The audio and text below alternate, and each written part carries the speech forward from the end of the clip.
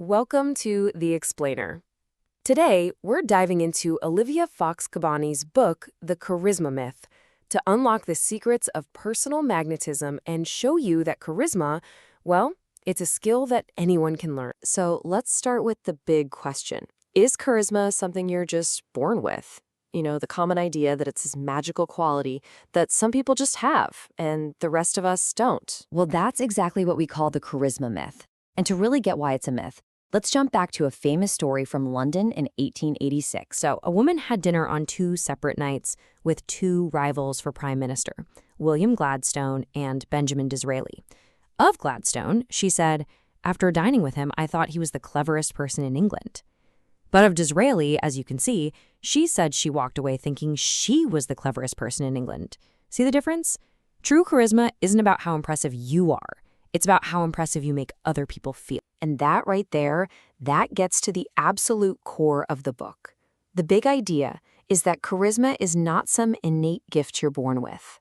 No, it's a skill.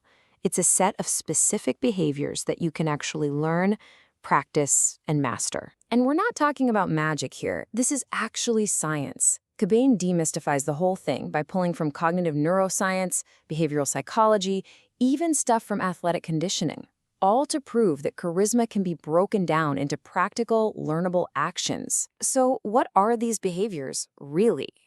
Well, it all boils down to your body language, your nonverbal signals. But here's the really important part. You can't fake it for long. Why? Because all those nonverbal signals are a direct expression of what's actually going on inside your mind and your body. So to make this whole thing manageable, something you can actually use, the book breaks charisma down into three fundamental pillars. Think of these as the building blocks for creating that magnetic personality. Yep, three. Let's dig into exactly what they are. First up, we have presence. This is all about being 100% engaged with the person right in front of you. You're not thinking about your to-do list. You're not glancing at your phone. You are right there in the moment, making them feel like they are the only person in the world. Second is power. Now, hold on. This isn't about being bossy or intimidating. It's about being seen as confident and capable. You know that feeling you get from someone who seems like they can influence their environment and make things happen. And third, we have warmth. This one is pretty much what it sounds like. It's about conveying kindness, empathy, and just general goodwill. It's what makes people feel comfortable, accepted, and genuinely cared for when they're around you. Okay, so presence, power, and warmth. But how do you actually project these things? Well, here's maybe the single most important insight from the whole book. You can't just fake it. Real charisma has to be generated from the inside out. It all starts with mastering your own mind. I mean, think about it. It is physically impossible to consciously control the thousands of tiny little muscle movements in your face. You can't micromanage all your nonverbal cues. So instead, you go to the source. You manage the conductor of that whole orchestra, your own mind. When your mind is in the right state, the right body language just follows naturally. And this right here, this is basically your toolkit for doing that.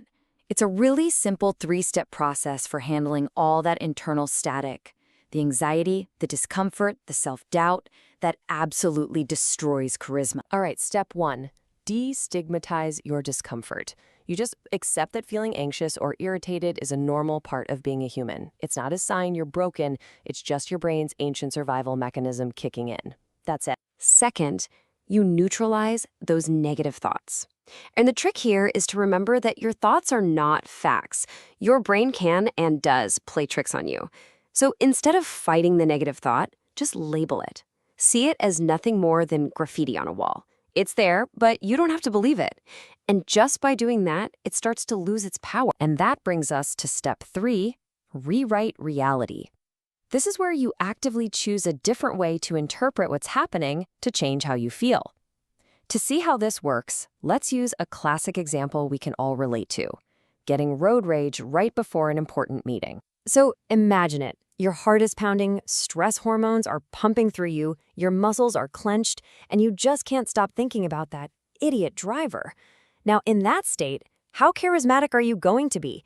It's physically and mentally impossible to project warmth, power, or presence. So instead of staying stuck in that angry story, you actively rewrite it. You choose a more helpful narrative. Maybe that driver is having an emergency. Now, the point isn't about finding the truth. The point is about choosing a mental state that serves you. It lets your body calm down and allows all those charismatic qualities to come back online. So, we've been talking about how your mind affects your body. But the thing is, this is a two-way street. Your body powerfully affects your mind too. Let's try a really simple exercise from the book to prove it. It's called the Big Gorilla. Before a big meeting, just find a private space, an office, a bathroom stall, whatever. And all you do is stand tall and physically take up as much space as you can. Stretch your arms out wide, puff up your chest, plant your feet firmly on the ground. This physical posture actually signals your brain to feel more confident and assertive. And that's the big takeaway here. The mind-body connection is a loop. Just as your mind affects your body powerfully affects your mind. You can literally use your posture to change your internal psychological state. So let's end on what I think is the most empowering idea from this entire book. Charisma is not some fixed part of your identity. It's not who you are. It is something you do. It's a dynamic skill that you can practice and improve every single day, starting right now.